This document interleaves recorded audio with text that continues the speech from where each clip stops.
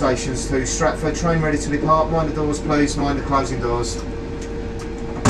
Yeah, it took me a while to find the right suction pad for it. Okay. Is that by GoPro? Do they make that one, or are they? Or is it This one, this bit here, I got from GoPro, yeah.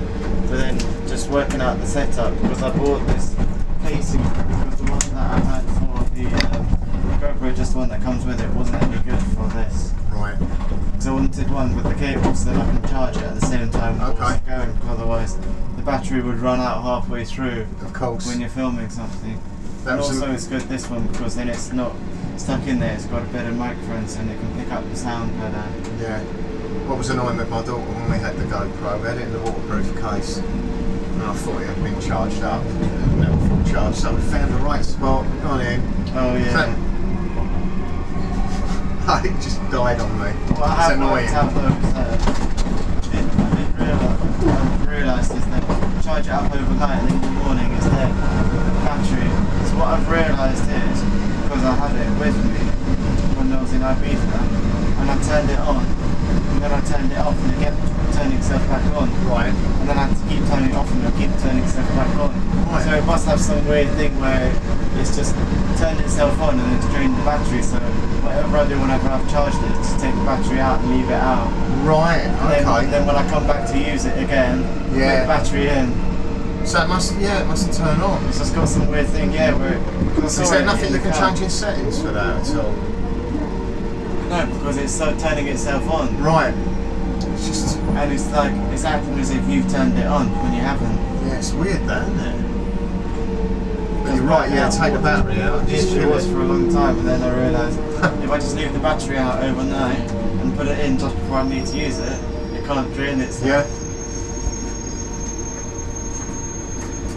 I was paranoid if I came on something like this, which is like something you can probably only do once in a lifetime thing to be able to get the chance to do, or not very easy to get the chance to do again. It's not every week, is it?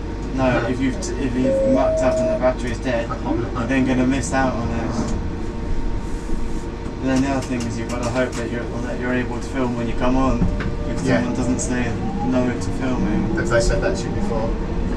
I had one of the drivers was a bit unsure about it, and then he agreed to let me film. But then he said to me, because I wanted to put it onto YouTube after, he said, just make sure that you mute the sound. He didn't want his voice to be heard on the video.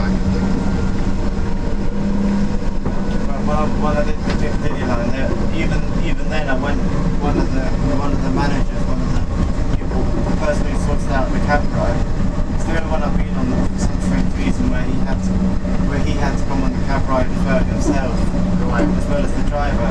And he was more than happy for me to film it, but he just said don't put it onto YouTube, which I was a bit annoyed about. Yeah. I mean, I thought that I could put it onto YouTube anyway, but then I didn't want to do that. I didn't find it and then complain through. I think TFL have some code of conduct stuff, and you have to have special film permission.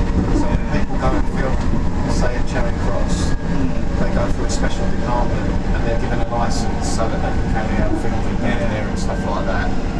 I guess I don't know the legal side of it, to be fair. But I guess if it's for your own personal use, you're not going to make any money out of it. Then, of course. Then I think it's not as bad to film. I've put the other ones onto YouTube and I've not got in any trouble. I've seen ones that someone's got on there from like 7 or 8 years ago, and it's still up there. Still up there, yeah. I think, you know, if they realised that then I was going to then put it onto DVD and flogging it for £20 a copy to people, that they would then want something in return for it. Of course, yeah. But they're not making any of the money. Yeah. So I've bought a few cab ride DVDs. They're quite good ones. Right. Okay. They come with commentary and things, and they got full platform views, and they cost £20 each to buy. But then they were saying the people weren't shy of saying that the Underground charged them £300 an hour for filming. Right. Okay. So but then I guess that's because they want to make a professional thing that then they're going to profit off of. Yeah, that's right. Whereas this is just for your own personal use, or just putting it for free onto YouTube for people to watch later. And I'm not going to make any money out of it on YouTube. I believe you. Is there a big market for this though? Yeah, well, I had an account on YouTube and then I decided, I don't know, I had loads of videos on there I didn't want, so I decided to remake another account. Right. But I put all the other videos up on there, and a lot of people were coming on there, watching it and commenting on it Right. a lot. And I got, within about a couple of months, on the Central Line one, I had about 7,000 views on the video. And a lot of people kept asking me if I was going to do other lines, asking me questions about the trains, asking me questions about the drivers and all sorts of things. They're just generally interested. But a lot of people kept asking, kept saying that they wanted to see one of the Jubilee line most of all. They were keen on it. I said to them, I said to them, I didn't tell anyone how I managed to get the cab ride because I don't want too many people going for it, then I'll miss out on it. But I was answering all their questions. I said to them, I'm happy to put them on YouTube, but I'm not going to put it on YouTube if they tell me not to. Yeah, it is sort of a security sort of issue, isn't it, nowadays as well? Yeah. You know, if someone's thinking, oh right, okay, there's that there, and you know. Yeah. Well, I haven't filmed any of like the cabs. Like I take pictures of it, but then I just keep the pictures of the inside to myself. Yeah, of course. And I've, like what I've done with the other ones is I made them into like a small photo book. Right. And kept that as something for myself. Okay. For the video, I just filmed the street, the view. I mean, people probably would like seeing the inside of the cab, but I haven't put anything like that on YouTube. Right. I think that's where they might be a bit more worried if you start putting that out there, because then people might start working out what things are and how to drive with the train. You know what people are like, that's exactly it. Not everyone's honest, are they? We're just filming the ride, I don't see how that could cause any issues. No. Because you could sit on the front of a Docklands like railway train and film that. Yeah. It's nothing different. It's a bit more interesting coming on the underground then, yeah, allowed to stay. Because it's all overground apart from when it comes into Bank, it's only underground part. That's right. And when that goes under the river, Island Gardens, I think, to Cutterstock. Yeah, it goes there, and then it goes to Bank, and that's where it goes underground. Sheffield to Bank. I don't really go on the DLR very much. Right.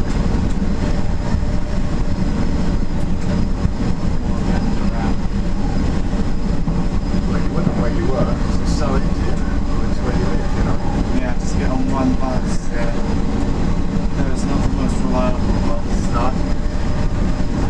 But I'm doing it, thought the bus service would be better.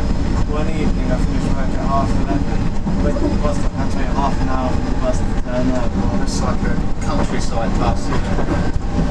Yeah. Good. No. They're just a bit unreliable. Or even at Stratford, I'm waiting for the bus to go back home from there. The bus, they have 308, it goes from Wanstead to Clapton Pond and then back. Right. And it took, we went, this was in the middle of the day, at a perfectly normal time. We went there, just outside Westfield at the bus station, to wait for the bus. Half an hour wait for one bus in the middle of the day. Stratford? How many Olympics? It's unheard of. I know, I couldn't believe it, and I just went and got the overground back home, which is a bit more awkward because then I had to catch 2 trains. Okay.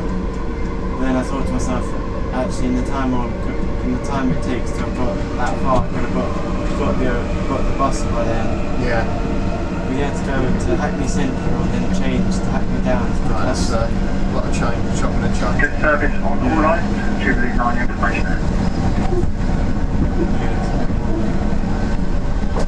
We better have been around the service like the underground more often. Yeah. It's annoying if you just miss the train by a minute or two, or by like 10 seconds. You then got a 15-minute wait for the next train on the overground. Yeah.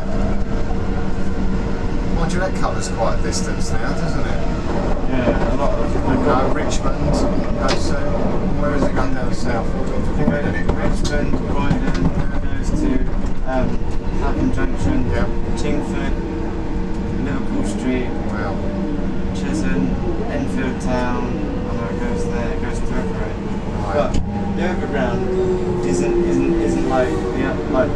line, for example, because they've got more than one line, so they're basically like their own line in their own right, but they're all called the Overground. Right.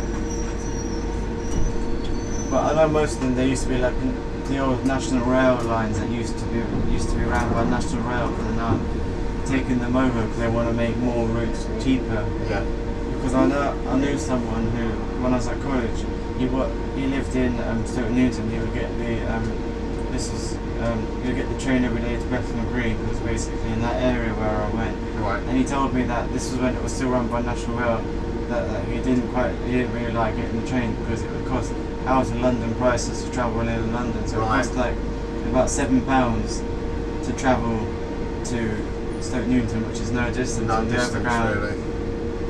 And now it costs like a lot less than that. Yeah. And they've improved the services and they've made more trains. It's the old Overground's taken over the East London line, isn't it? Yeah. Which used to just run New Cross Gate up to Shoreditch. Yeah, they've taken that over now, and that goes a lot further. Well, the thing that when it was the East London line, it wasn't very used anyway. Because I know Shoreditch, when they had it there, I'm surprised for a place like that, it was only a peak time station. Yeah. Which nowadays you wouldn't see. Yeah. And I guess back then it wasn't really anything Shoreditch. There was nothing there apart from when Brick Lane was on the market on a Sunday. There was never really anything going on down there. I think on Saturdays it was even closed, the station. Yeah, probably right, yeah. I remember Sheffield Station used to shut, Wembley, used to shut at 10 o'clock. It's unusual for the Underground to be having one. Yeah. It's the same with... One day though, it'll open on Christmas Day, I think. Yeah, I think so. I know in France they have it open on Christmas Day, the metro. Okay. And it's a free service on Christmas Day. Right. You wouldn't be happy if you're the one going into work on Christmas Day. No, there's always someone on the receiving end. You're going to have to make it a very good plan to keep it open for Christmas Day. That will do. Because no one's going to want to work on Christmas Day unless you're getting seriously for something very good in return. Yeah, of course. And people don't like to work on New Year's Day either. Yeah, they do New Year. It runs all night now, doesn't it? Well, it was for a while before the night tube come in. Did you ever use the night tube? No, I've never tried it. I'd be interested to try it one time. I know the Jubilee line is now on the night tube. Yeah. Central line and the Piccadilly line. I don't know of any others like that. Does the district come in next? Yeah, probably. That covers quite a distance. It's to Richmond, Wimbledon, yeah, it goes to London. And it also goes to Olympia as well. Yeah, that's right. But that, I think they've now changed that because it used to be just peak times, that one. I think now it's any time you can get on it. It's when there was an exhibition on, wasn't there? They only had it open for that. Yeah. But then I think people who just lived in the area or worked in the area complained about it. Right. But I think now that it's just, London's a lot more busier all the time. They now need to have it open the whole time. It's not 24/7, isn't it, really? Was you in favour of the night tube? I think it's quite a good idea, Yeah. Though I never go out at night, I think it does seem silly in a place like London that you would close the tube when it's always busy. Yeah. But then again, at the same time, you kind of need to close it to keep the works going and Yeah, to improve everything. I don't think a lot of people understand how much engineering goes into this, you know. You'll have people down at the stations cleaning all of the tracks and stuff. Yeah. Once you start watching the tube series and things on the TV, you start to realise a lot more of what goes on. And what you just see, this is true. I do like watching those shows, they're quite interesting to watch. Yeah. Well, it's areas of life that not many people know about. It's interesting. Yeah, it's interesting. It does look quite interesting though, watching them walking through the tunnels. I think it would be quite interesting to be able to do that. Oh, to do a track walk. Is that your next mission, do you think? I don't think that would be, they wouldn't allow you to do that. No, I don't think that would happen. They'd probably say only in an emergency. Yeah. Unless you get a job working on the underground at night, you Yeah. can work across. But you've got the capability to do that, haven't you, if you wanted to. I would like to do a track walk, but I don't see that that's possible at all. Yeah. Unless there's something seriously wrong going on when you're on the train for them to do. Yeah, of course, if we've got to evacuate the train on. But then again, that's the last resort if they're going to have to get people to walk on the tracks. It is. You know the hazards, like the other fella said. And it's once pitch you walk black out. as well. Yeah. Emergency lighting does come on in the tunnel once the track's full. That's what should happen. It all depends what's happened while It depends the where emergency is. I think the central line would be the most interesting one to walk through because it's the darkest one. I think they've got the darkest tunnels on the whole of the underground in the central line. Yes, yeah. When I went on there in the front of the train, I couldn't believe literally how dark it was. Literally as soon as the lights went off, you couldn't see anything at all. Nothing at all. You can see the lights that are in the train, you can kind of see yourself, but in the tunnel you literally couldn't see anything. Right. When I went and watched the video afterwards, I was surprised because literally it's basically like pitch black the whole time, just apart from the odd bit of light coming through from Wow. time to time.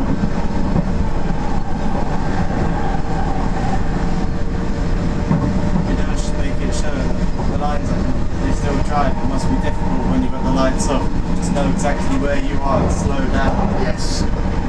It's And when you get towards where the you've got to judge the signals, you know.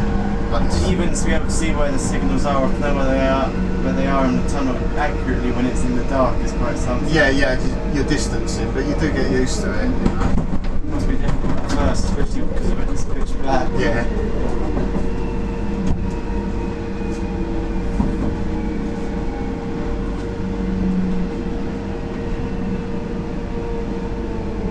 How long is your uni course? Is it 2 or 3 years? Okay.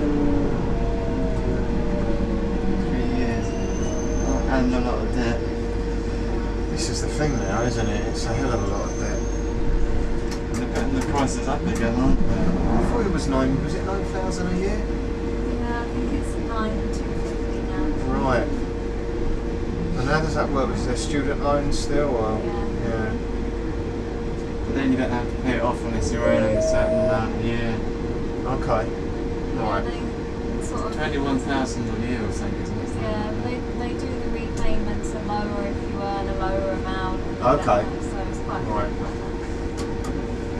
But then again, I do remember hearing when I was in college that they can cut you don't have to owe it back to them after 30 years if you don't pay anything, and they just write it off. Right, okay. Well, 30 years is a long time. It is to stay under that ceiling, isn't it? Of, you know. Yeah, like earning less money. Exactly.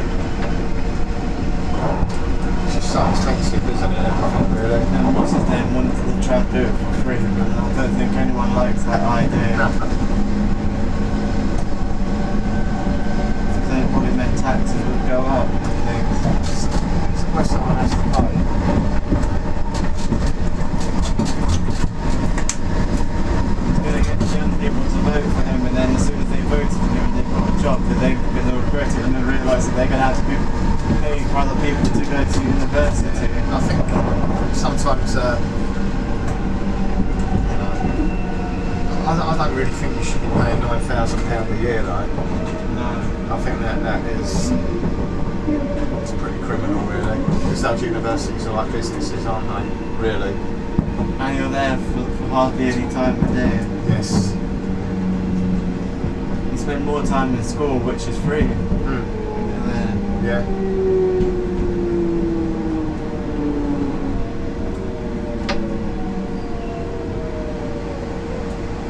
I've never seen anyone look in the cab and be surprised that there's a camera or why there's 3 people. Yeah.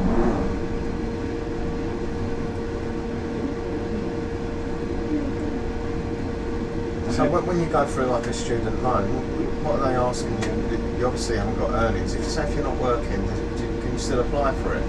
Yeah, they ask like your household income. Right. And if that's under, I think it's like 24 4,000. Yeah. You can have more of a maintenance loan. Right, okay. And also the uni do a thing of like a bursary as well, so they Okay. give you like, I think it's 6,000 if you're under, I think it's 24 again, your household Right. income. And that So- bursary, you have to pay that back. Oh, so that's, yeah. But really, you're paying for it within the fee, aren't you, really? Well,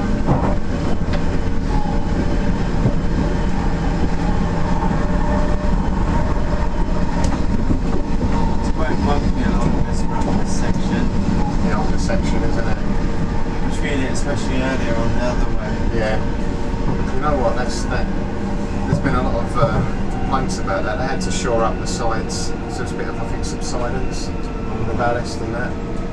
So it's a bit of movement up there in the Trying train. to be careful, you're like in the back drinking a coffee and you get it on your lap. yeah.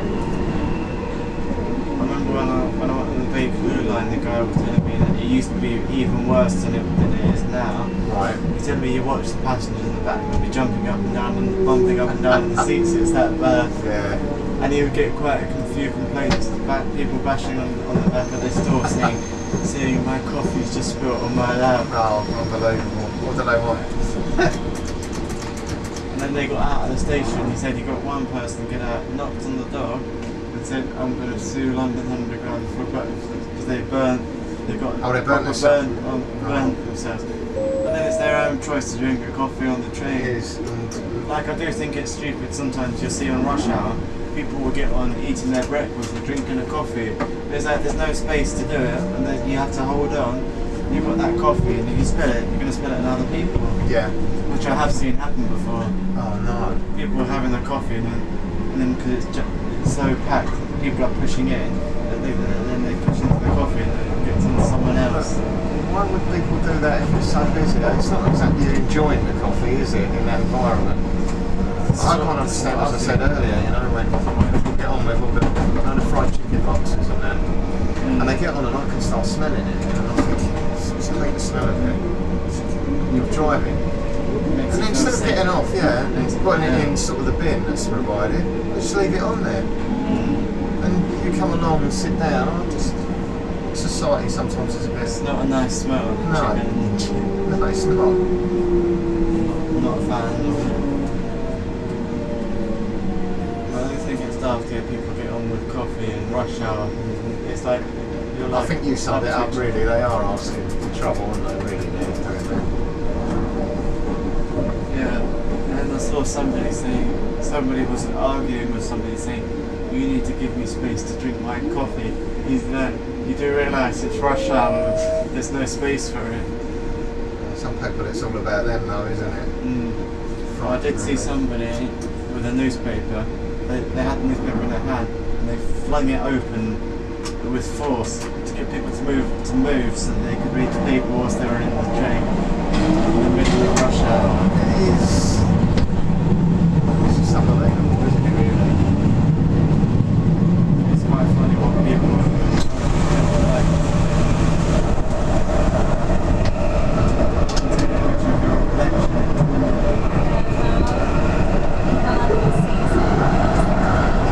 The light off.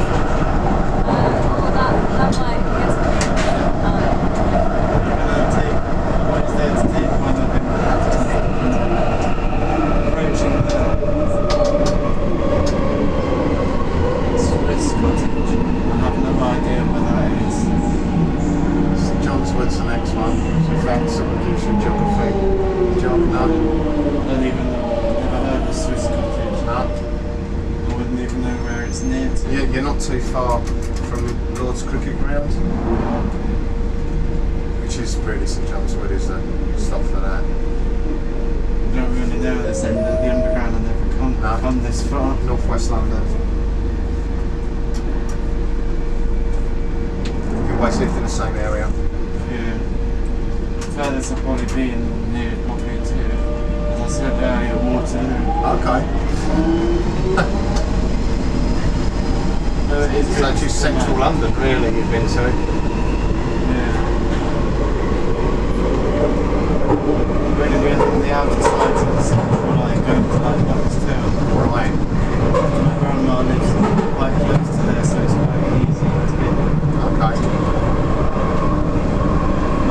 now with the overground, it's easier to get that than on the underground. Yeah, definitely.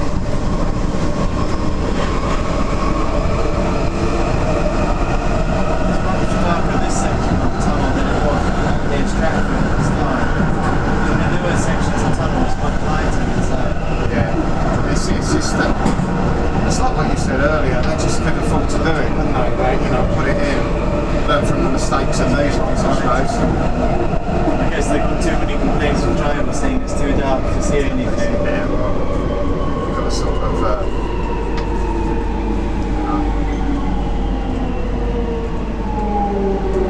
think these stations, though, if you look at the old tiling, and that's amazing. If you look at the colouring, that was the old Makerloo line colouring.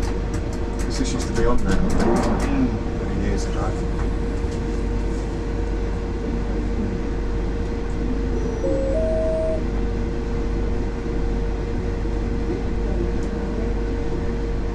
I haven't seen any disused stations along here. Are there any? Charing Cross is the only one I can think of, but I don't think you see it. Yeah, you used to get Marlborough Road, which is between Swiss Cottage and Finchley Road, but you'll only see that from the Metropolitan line. Not on this side. Yeah, not on this side, so. I think it's just strange that they completely closed the station from Charing Cross and people would still use it, I think. I think they would. I think it would have been a good idea to have a branch line there. You know?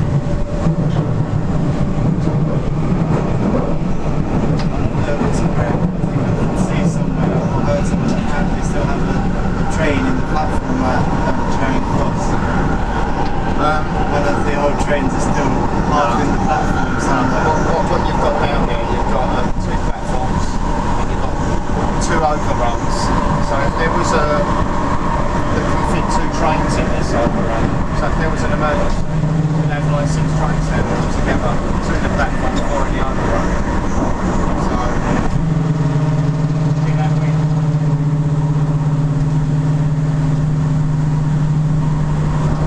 Very loud. Yes.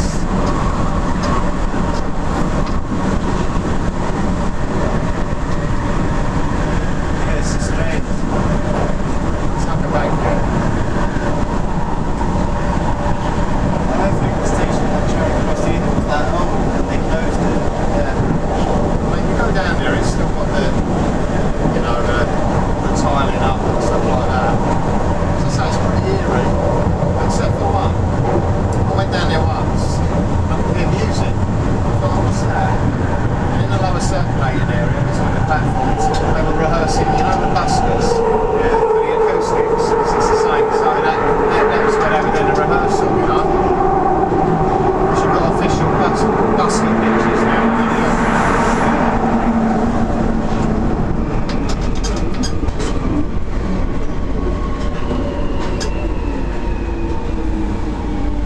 I think that was the end of the line, though, wasn't it, Charing Cross? Yeah, that's right. So Charing Cross Stanmore It's quite a short line.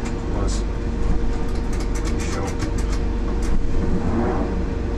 But you're right, I think it would have been a good idea to have, And they could have kept the line going from there, Yeah. the full line.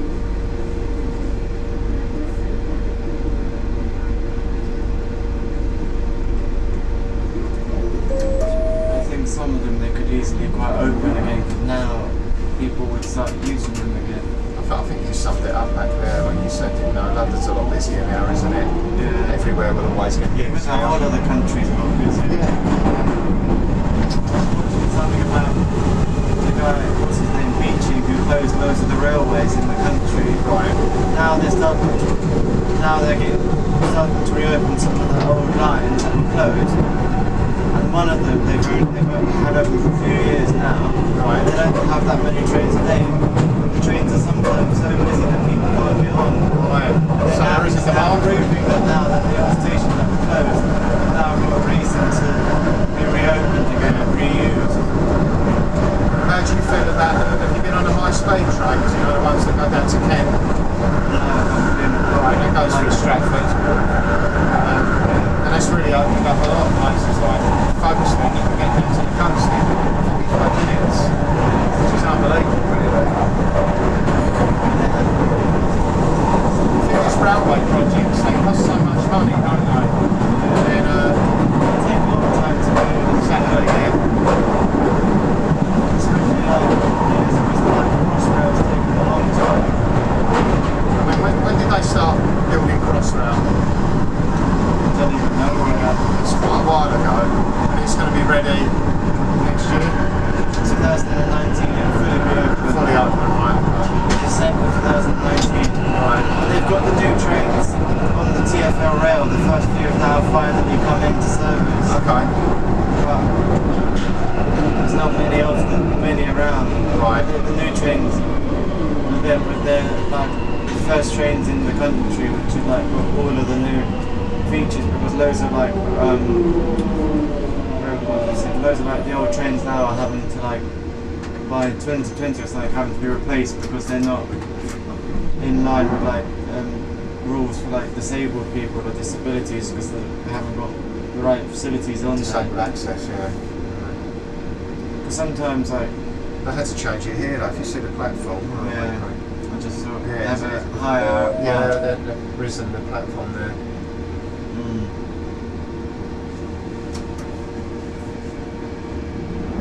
But then again, most of the stations in the underground they can't really get into. It's where it is such an old system, isn't it? It's hard to convert, isn't it? Yeah.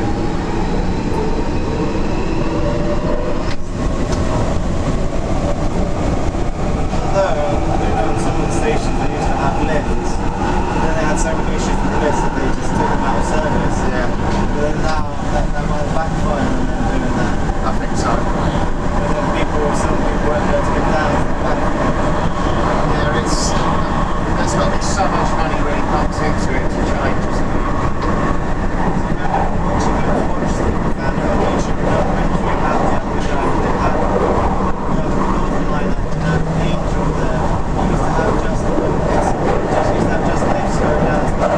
Yeah,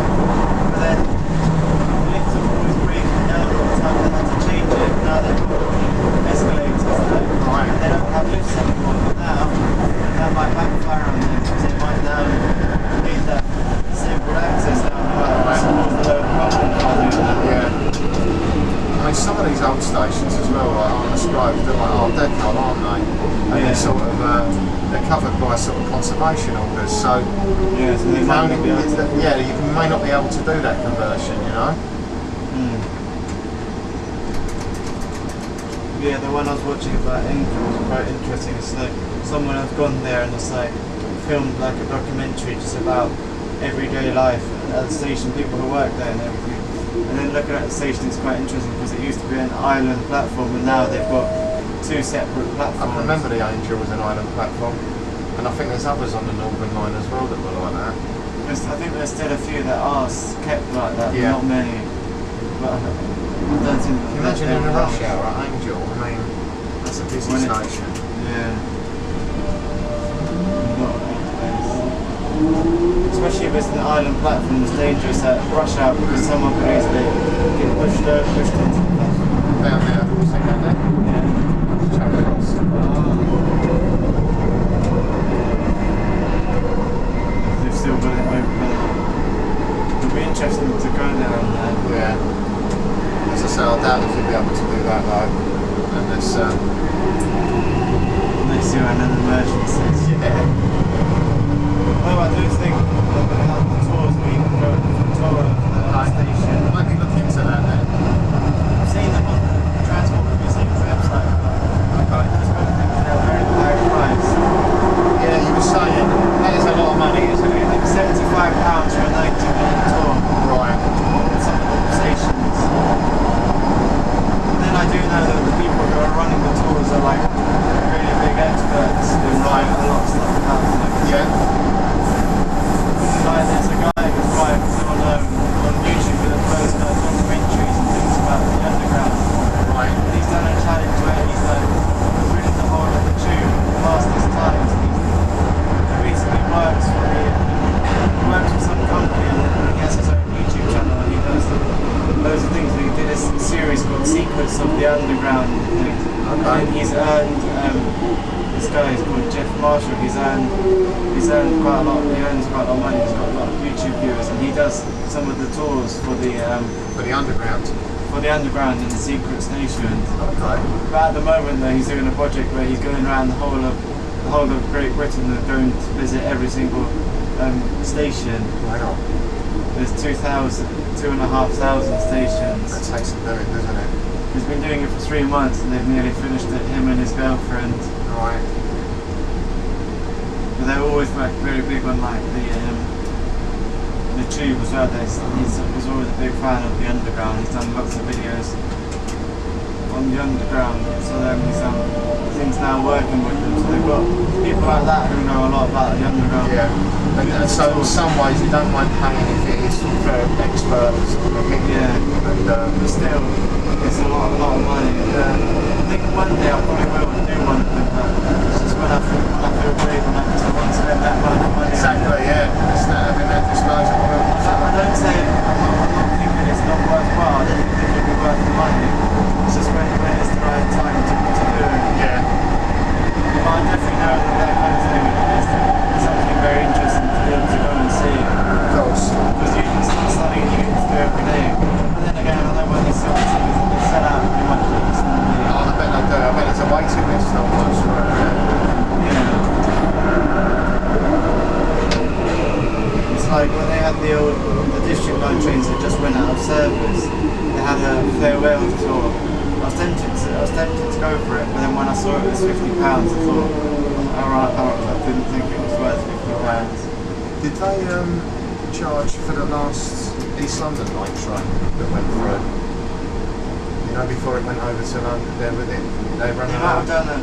Because I know what they do is they do a farewell tour, so they don't have a last service train. Right. And then they have one where they like have one final arrival. They extended it so it went over the tracks of the Metropolitan line for a longer ride, and then they had special things going on where they would stop for like in certain places, and they would like have like stalls set up where they were selling like souvenirs and things. Okay.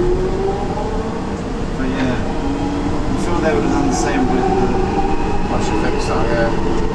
East London. But then you don't really hear about many of these things, but then I heard about it. And I looked into it. I mean, £50 for one ticket is a lot of money. Yeah. But I mean, if it was a train or a line that I especially liked, I might be more willing to do it. Of course.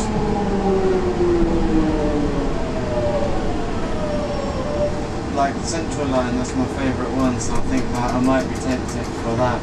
Okay. Why do you like that the best? It's because I think that's just the line I've ridden the most since I've been a young child. It's just the main line I've always ridden on. It's part of your history, isn't it? So I've always, since I've been like small, Yeah. always gone on there. And then at the other end of the line is where I get off to go to my grandma's house, and that's also added to it as well. Yeah, Buckhurst Hill, yeah. Part of it as well, yeah.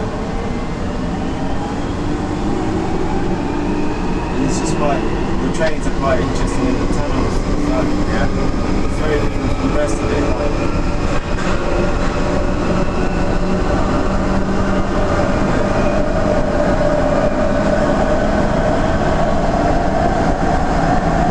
It's quite noisy, this section here.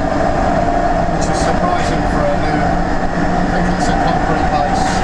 They built the like the rounds on, and you can see it throws back a hell of a lot of noise. I think they're learning now from a lot of the mistakes of the Elizabeth line to try and improve it. Yeah. But they will, they'll improve the ride. I haven't been on the new trains yet, but I have got some of them in service. Right. A couple of them from Liverpool Street to Shenfield we've got in service. Okay. I would be interested to try them out. But then I never go out towards Shenfield. I never have a reason to go there. No. But maybe it's a right way if you can find other ones going out there. Jubilee line information. The network status update. There's currently good service operating on all lines. There's good service operating on all lines. Jubilee line information. No, I'm might have a look at it later on today because I need to go to Ilford to go to a shop, so they might have one of the new trains out. Right. How'd you get to Ilford from Stratford? Yeah, just on the TfL rail. Yeah. And I need to go to Barking and then go to Ilford, so I can just go one station back to Mile End and then get the district line on Hammersmith City. Yeah. And then I think when you get to Barking, because Barking is close to Ilford, you can get a bus and then get the train back, Yeah. the way back. Yeah. Probably the best way to do it. You never know, I might see the new train. Yeah. Good. I think it'd be unlikely because there's not many of them in service at the moment. Right. How many did you say there are? I think there's like 2 or 3 of them in service. Right. There's not many of them. I think it's only since June that they've had them out. Right.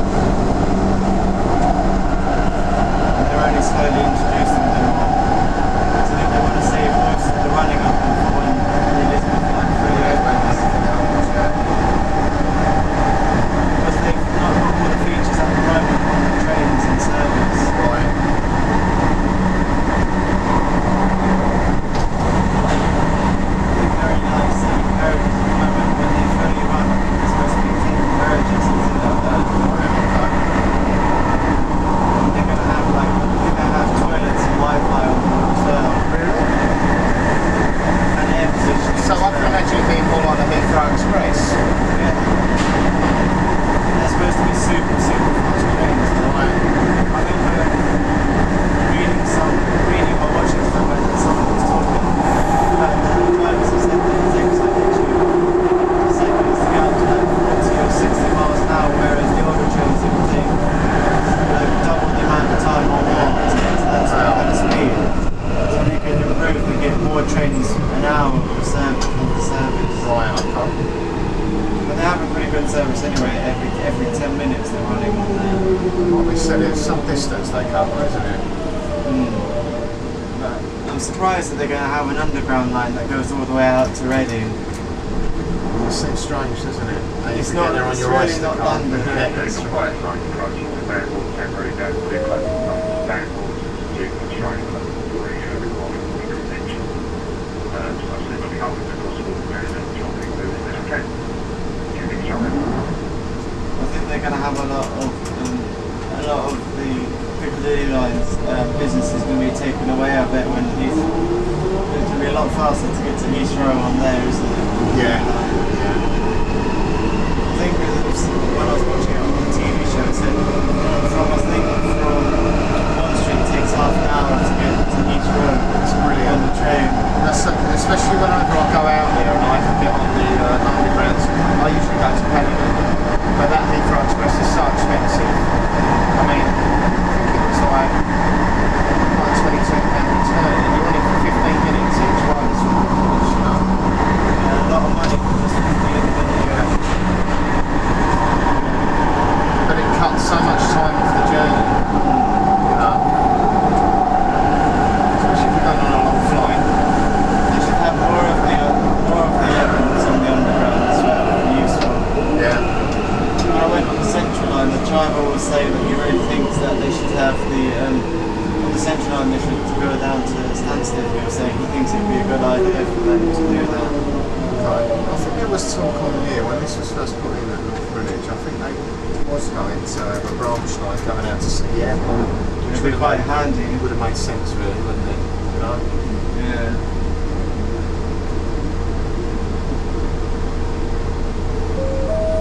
It'd be a good idea to do that. Yeah. Maybe it's a future project, Yeah. but I suppose that The DLR goes there, so I guess they don't. does. But the airport's not massive, is it? So I think if they increase the side capacity there, then there's a call for it. I don't see how they'll be able to make it bigger, the airport. No. They've probably got restrictions on it. Definitely so close, isn't it, to the high rise and that, you know? I'm surprised they've even managed to get an airport there. Yeah. We're that close. Then it's just really lots of business for us. It mainly is, I think, yeah. Mondays and Friday jobs.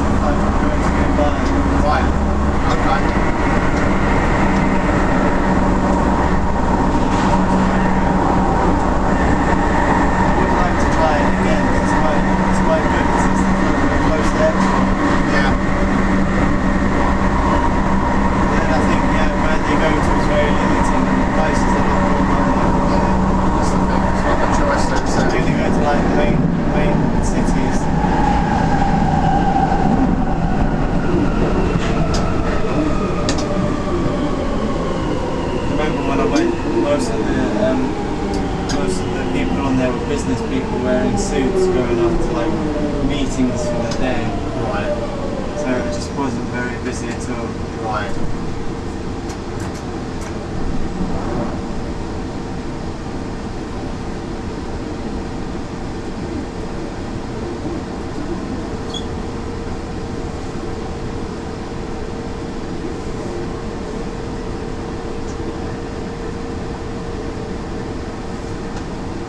How many pictures did you take? Huh? Just the tunnel. Usually pictures of, you don't want any pictures of the actual train inside. Yeah, I'll make them into a photo book. I've done that with all the others. Small photo book is quite a good way of storing the pictures. Yeah. Then at some point I'll put all the videos onto like a DVD or something. Okay. What do you do all your photo work on? On an Apple Mac or something? Yeah. Yeah. It's on a Mac, I prefer that. I don't really like PCs, I've used them before and they're just a bit annoying. Right, okay. Photos and editing videos is a lot easier on a Mac. Okay. Much easier. It's not most of the design companies use Mac, don't they? Yeah, it comes with good software on there already. Okay. So I'll put this on the software combined with it, it just does it really easily. Right, okay. And that's automatically comes through with the computer. Oh, it comes through with the actual package when you buy So one. when you buy the computer, it's ready on there. Oh, brilliant. Because a lot of things I find nowadays, they're all add-ons, aren't they, that you have to... Yeah. I mean, it's not the most amazing video editing software or the best one on the market, but Right. for what I use it for what I want, it's easy. And for most people, you could easily use that and do things, but I think just for more advanced things or wanting to do slightly more, Yeah. then people use other things. But Okay. I've never seen any point of using anything else, and it's really simple. Like anybody could easily work it out how to use it. Right. How much does the MacBook go for then in the shop? About £1,000. Is it really? It's quite expensive, isn't it? They're expensive, but they're good. But if you go to a good shop, you can buy a good second-hand Mac at Yeah. a reasonable price. Okay. Like I was looking before I came here earlier. I went somewhere just quickly to look at something. Yeah. Just in Stratford, but I'll go back there afterwards if we just walked through. So I had a look in the window. Yeah. And I saw out the corner of my eye they had like some decent MacBooks in there Okay. with a 24-month warranty for about £400, which is quite good value. Yeah. Like nowadays you can buy like the old ones, really good value, second hand, and they come with good warranties. Right. And they're tested. If you have any problems, you take them back to the shop, they'll either give you your money back or they will try and fix it or replace it. Okay. That's not really the way to go. There's a lot of difference between 400 and 1,000, you know? Yeah. The good thing is though, if you're a student, you get like a student discount on the Macs and stuff. Oh, right. How much is that discount? I think it's like nearly £100 off or something. It's just quite good. That's good, yeah. And like I know teachers, they can get discounts as well. People who work in education. Right, okay. Well, they are good value. I've had mine since 2012 and it's still really good. Right. It still works completely fine. When do you think you have to renew that Mac, really?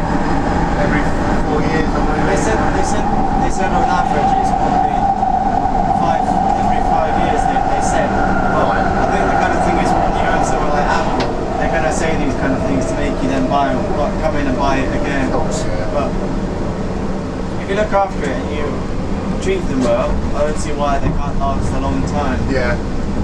It's a good quality product, isn't it? Yeah. Apple. It's starting to rain. First time I've been on one of the cab rides when it starts to rain. Luckily I've got most of the outside footage done before it rained. Yeah. It's pretty light at the moment, though, so... There's the DLR going above. Yeah. Quite weird to see. I have been on the DLR from here. And then I've only realised when I got into Stratford that I could have just come down here and got the Jubilee line a lot quicker. That's right. Well, I didn't really think I could have come this far and then changed at the last point onto the DLR. Yeah. And it goes off that way around to East India. Yeah. I've only used it from here going to, where have I gone to? XL.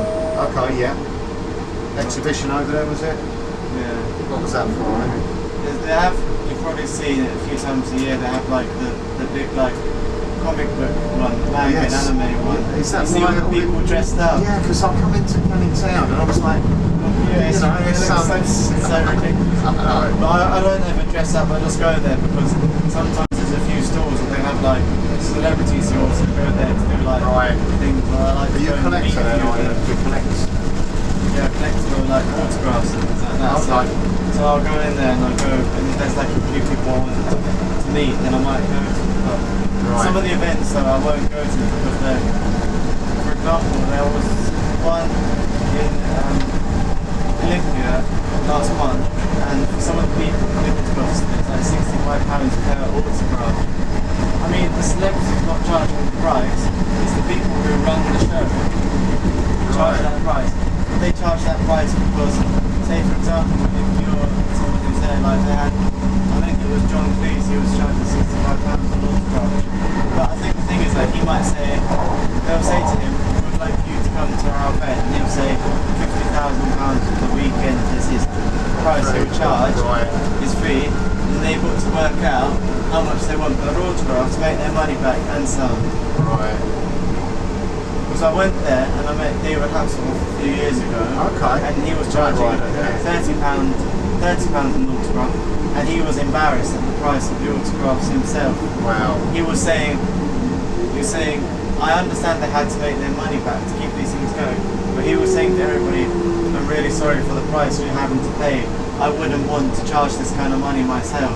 Right. So he distanced himself from it, really. Yeah, so he was saying it, and they were literally trying to cram as many people through as possible, and they were trying to get people to stop saying don't have a conversation with him. And he was willing to have a little chat with people, and they were trying to stop him. And he said, and they were trying to say, come, we're going to need to move on. He's like, he literally said to the security woman, excuse me, I'm having a conversation with them. Brilliant.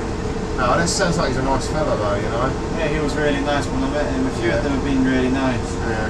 Like I've been to a few other places to sign him, and because there's like 500 people outside waiting to meet them or wanting to get in, and they're there for a limited time, they want to be able to get as many people through as possible to make as much money at the shop as possible, like say for example Wardstones or somewhere. But the thing is that also they want to be nice to celebrities, so sometimes they'll say to you, oh, you can't get anything else signed, and then they'll realise you have something else to get you signed, and they want signed. And they may be nice enough sometimes to say, you want me to sign the other stuff for you, and they'll do it for you. Right. Against the will of the people in the shop. People actually doing it. It's not really run for the fans, is it? It sounds like sometimes, you know. No. Sorry. Apologies for the delay. We're just being held here by the line controller. We should be on the web shortly. You know, I went to one signing, and the guy that doesn't like this kind of stuff, like he was awkward with all of this book signing stuff. When I went, the guy, his name's Carl Perkington, the guy who does An Idiot Abroad. Yeah, I've seen him. Yeah. He doesn't really like the side of the fame and everything. Right. He's not really into it. But when I went to the event, he was there. I was the first one in the queue to meet him. He was really thankful for being there. Right. And he was like really apologetic and really saying he was sorry about it being so rushed. Right. He didn't like it being so rushed because he was being rushed and everybody was being rushed to get in and out, to get as many people seen as possible. And he was apologising for it. But it's just lost the whole purpose of them being there, isn't it? But I think the whole thing is that he doesn't like. He doesn't really like the fame, and he doesn't really like the scrutiny and everything, because he just finds it a bit awkward, the whole thing. So I think he finds it a bit awkward to say something to somebody or to try and allow them to do it. It's like, I also went to another one and I met Susan Boyle, the singer who was on Britain's Got Talent, who won. Right. And she was really, really nice. There wasn't many people there at all. and people wanted to get pictures with her. She was more than happy to do it, but the Took her staff, time, yeah. but the staff were literally refusing her to do it, and they were so powerful, and she was kind of scared of the security Wow. that in the end she was just doing as they said. And It's odd, I think isn't it? because they wanted to get out of there as quickly as possible, Yeah. that they didn't do what she wanted to do. It's definitely like not set up for the fans, is it? No, but sometimes though the celebrities, no, they're more powerful. That they literally will just do as they want. Right. Some of them are willing enough to do it. Okay. But I think when I met Susan Boyle, this wasn't long after. This was a few years after she'd won Britain's Got Talent. And she didn't. Oh, she came second. When she came second on Britain's Got Talent, and she was quite new to all the fame and stuff. That it was still quite new to her. That she just didn't really like to have all the security there. So I think that she was just finding it a bit awkward to over talk them. Right. But most of the time, a lot of the people are quite nice when you see it. I think nice people are genuine, really. It's just. I think I've only met. I can only think of 2 people that I've met that weren't at all friendly. Right. Who was that? I met Katie Price. She wasn't at all friendly. Right. And I don't know if you've seen in James Bond there was a character in it called Jaws. Yeah, Jaws, a big guy. Yeah. He was really rude. Was I he? went there to the signing, and he was charging £15 an autograph, and I wanted to get 2 autographs. And I said to him, because he was there with the person who played his girlfriend in the movie as well, Right. but they were both separate, so they were taking payment separately, obviously. Yeah. So the issue was that when I went there, what happened is that I asked, his wife was with him, so I said, so I paid for the picture to get signed by both of them. And I said, how much would it cost for them both to sign this as well? And she said an extra £10. And I thought, oh yeah, that's fine. So I did it, and then he got really annoyed when she realised and when he realised what the issue was, that he'd said an extra £10 and she meant an extra £10 each. Right. So they'd obviously lost £10, and he got a bit stroppy with me about it. God. He said you got lucky here, but really you should have been an extra £10, and he just looked a bit moany. How could you And a bit even come out miserable. with that to your fans and people that have queued up to see you, you know? Yeah, and I just kind of felt like I'd wasted my time going there to I meet would. him. Yeah.